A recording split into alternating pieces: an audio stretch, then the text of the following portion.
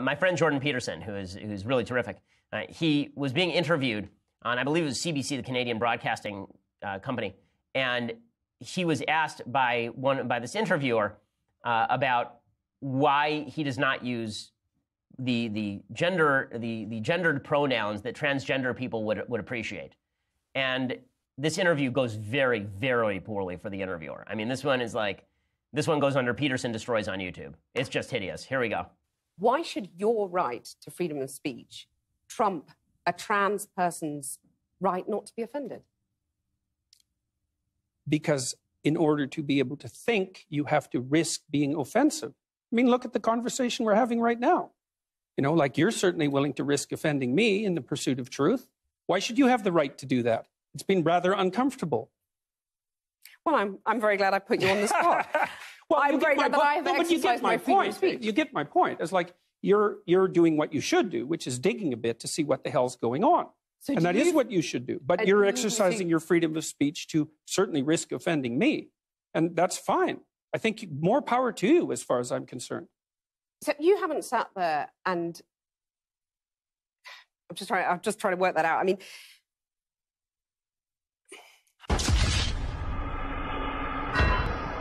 ha, gotcha. Okay, so yes, that is a bad moment for her because this is obviously true. Every political conversation I've ever had about these subjects is always, why should what you want to say trump my right to not hear you say it? It's like, because that's the definition of freedom of speech. And we can't have a conversation unless I'm actually telling you what I think. Okay, but this is how dumb the left is. They actually think that I'm supposed to manufacture what I believe and think in order to please particular people, which is the opposite of an honest political conversation. Okay, time, you know what? We can skip the thing that... Jordan Peterson is getting the Milo treatment. Maybe by now you've seen that amazing car crash interview on Channel 4. And if you haven't, watch the end of this and then immediately go to YouTube and find the 27 or the 29-minute version because it's amazing. Now, Jordan Peterson is able to do what most of us only dream about, which is... And I've done it myself in interviews on occasion, but I don't always get it right. I have been on Channel 4 with Cathy Newman, who is a sort of hyper feminist British presenter. And she asked me some of the same questions with some of the same interview technique. Now, what Cathy Newman does, and I don't know because I haven't worked out whether this is all part of a clever strategy to get right-wingers to say weird and wacky and outrageous things. But what she'll do is she'll listen to a nuanced and complex answer to a contentious and emotionally charged subject, let's say the wage gap or campus rape culture, and she'll listen for sort of trigger words, and then she'll restate it's not even restating your argument. What she does is she uses a few words to construct an outrageous, so what you're saying is X statement, which has no relation whatsoever to what your original claim was. So you might say something like, well, if you perform a multivariate analysis, you discover actually that the wage gap is there for a variety of reasons, not just sex and certainly not just discrimination, but women's choices, different educational choices, women's priorities, and she'll cut you off and respond something like, so what you're saying is there's no point trying to fight for equality because it's never going to happen and women should just get used to not being equal. And it's very difficult to respond to that kind of interviewing. And I don't know whether that's a result of she's either brilliant or actually her IQ is 75. Either way, it's effective when you're interviewing right-wingers because anyone really, because she's able to caricature your position in the most grotesque terms in a very aggressive way that is designed to kind of get under people's skin. Now, Jordan Peterson gave a half-an-hour interview about a variety of different things. He has a new book coming out, his Guide to Life or 12 Steps to Happiness or whatever it is. He's got a new book coming out. He's talking about the wage gap. He's talking about equality, all kinds of things like that. And she's throwing these weird, crazy... They're not summaries of his positions because they're actually in many cases the opposite of what he believes. She's listening for keywords or terms and throwing out aggressive, baseless questions designed to make him sound nuts. So she's asking, so you believe this? No, I never said that. Here's what I believe. So you believe this? No, I never said that. And this goes on for about half an hour, and it's absolutely gripping if you're really into this kind of stuff like I am. And if you're not, it's actually very bad television, but it demonstrates one of the strategies that they use to interview those of us who understand that not everything is really super simple, and you can't just say, oh, there's a wage gap of 9%, the world must stop turning until we fix it. Those of us who want to talk about equality of outcome versus equality of opportunity, women's different educational choices, yada, yada, yada, there's sort of subtlety and complexity that modern feminism does not permit, and certainly feminism on television doesn't let you get away with. This is the stuff that can get people into trouble. Anyway, look, so... This interview, grueling, half-an-hour viewing. It's either great television or a brilliant evisceration, a car crash for her, depending on your perspective. But what happened afterwards was even more telling than her interview technique. So, it's a perfect lesson, by the way. I'm going to talk to you later in the show about how this stuff works and why they do this. But I want to draw your attention to a Twitter thread from a user called Cheeky Scrump, who gets it exactly right. And I'm going to read you out what he said. He said, Kathy Newman got crushed on broadcast TV, and they're reframing her being laughed at as vicious, misogynistic abuse. That's not abuse from Peterson, but that's abuse from the comment section afterwards. People basically saying, haha, you got owned, or whatever, or, whatever it is, wrecked. This is we're going to talk in a minute about what exactly that abuse really looks like versus how it's reported in the press. But this user, Cheeky Scrum, I don't know who he is. He seems to be like a Dungeons & Dragons fan who also has great insight into gender politics. Must be a Gamergate guy. This is how the media will go after Peterson. You can bet your ass they'll never allow him on TV again because he destroyed them. The Guardian, doing stellar propaganda work as always, is saying Jordan Peterson has a large following in the, quote, alt-right, end quote, who fucking hate and mock him. Let me spell out exactly how this is going to go, says the user on Twitter. I'm going to read to you a page of his. This is because what he's done is he's seen it happen to me, and now he's seen it happen to Jordan Peterson, and now he's created this roadmap. And it's the neatest explanation of this that I've ever seen, including in my own columns. So I'm going to read the whole thing to you.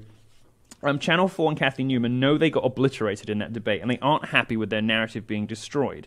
There's going to be a media campaign to prevent this happening again. Step 1, which is where we are now, change the conversation from the loss of the debate to vile online abuse, having the vile online abuse that the debate has caused.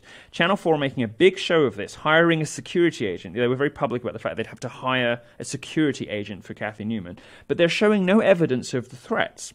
Step 1, part 2, we're still here.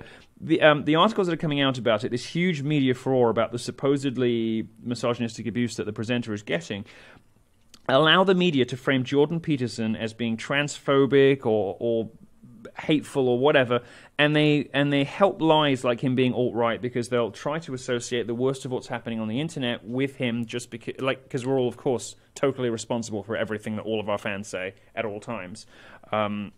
This removes people from the primary source video and controls the narrative about what Jordan Peterson believes. So what they're doing is they're saying, well, because Jordan Peterson is surrounded by a load of harassers and abusers and threateners on the internet, that's what he believes too. He's just as bad as all of them. Now let's talk about how bad that abuse was. Interestingly, in this conversation, the question of what was said in the debate and who won and who said what and who you agree with is starting to become a bit muddier because the attention isn't on that anymore. The attention is not on what was on television, what was said. The attention is now on the story around this show. So step 2, says this guy, Peterson will be asked to disavow his own fan base, and he'll be conflated with any and all abuse online that women receive. His refusal to roll over in the face of this will be framed as an endorsement of harassment, and the more naked agendered media will carry endless hit pieces. Absolutely true. Happened to me, it's now happening to him. Having Jordan Peterson on a TV show or at an event will be reframed as dangerous to women or endorsing a harasser, and he will be banned from UK events and interviews, and his events will be cancelled due to safety. Does that sound familiar to anyone? It should, because there was a mischievous homosexual fag who was experiencing just this same thing in June 2015 and all the way ever since, right up until today. So, what this demonstrates is great that this is happening. What this demonstrates is not just me being out there, being crazy, upsetting people, trolling people, having this band of whatever following me around everywhere that makes it impossible to interview me or impossible whatever. This is not a Milo problem. This is a left problem. This is a problem of their own invention and fabrication, their own making. And now they're doing it to Jordan Peterson, who is way more mild-mannered than I am. far more beyond reproach than I am. I know that I upset people on purpose, and I'm perfectly happy to admit it. But Jordan Peterson is up there in Christina Hoff Sommers territory. So they're doing it to him too. Step 4. Peterson's mere presence on social media and YouTube will be called into question. Well, there we go. That's exactly what happened to me, isn't it? Calls will be made for his hateful rhetoric that encourages harassment to be banned from the internet. Marxist trans advocates are already doing this, but online media will follow suit. It's the same old strategy from the far left. If you lose a debate, reframe their arguments as harassment and ban, harass, and smear the person making them. They did this at full force to Milo, says the guy. The Belfast Telegraph released a headline. I got all this, by the way, from this Twitter account, and there's a great blog post I'll tell you about in a minute. The Belfast Telegraph says this: the anti-snowflake crusader. To his fans, Canadian psychologist Jordan Peterson is a hero of rationality, but to his critics, he's an alt-right transphobe. To his critics, let me let you in on a little secret of the press, of the media, of how journalists work. To his critics is a sleight of hand. It's a fudge. It's a maneuver that enables the journalist to say about you what they secretly themselves want to say without having to cite anybody else saying it, without having to find out if anybody outside newsrooms and university campuses actually believes that, without having to find out if anyone at all believes that, aside from the specific writer of the piece and perhaps their editor. His critics say, in a headline, you'll find this as a curious pattern, and these headlines that say, critics allege, blah, blah, blah, or according to his critics, blah, blah, blah. Very often in the piece itself, it shows no evidence whatsoever. There's no examples, there are no quotes, nothing. But the job has been done by that headline, because people sort of assume, oh, well, headlines are a sort of loose approximation of what the story contains. No, these headlines are being used to confect reputational damage. They're used to imagine criticisms that don't exist except in the furthest fringes of the far left. Imagine if a headline read, and this is the Twitter guy that I mentioned, to her critics, Linda Sarsour is an Islamist scam artist who wants to cut women's clits off. Well, that's what they're doing to Jordan Peterson. Also, compare the volume of coverage now. Compare the amount of coverage that you've seen about this supposed harassment crisis. And this is repeating itself as historic, again and again, Gamergate, Milo, all this stuff. Compare the amount of coverage that you're seeing about this harassment issue with the amount of coverage about the debate itself. Because the debate itself was ignored completely by the left and by the mainstream. Why? Because it embarrassed them so much, it obliterated them. And because Cathy Newman looks so retarded in it as well, next to somebody who so obviously intellectually outclassed her. There's been a problem with my interview giving too.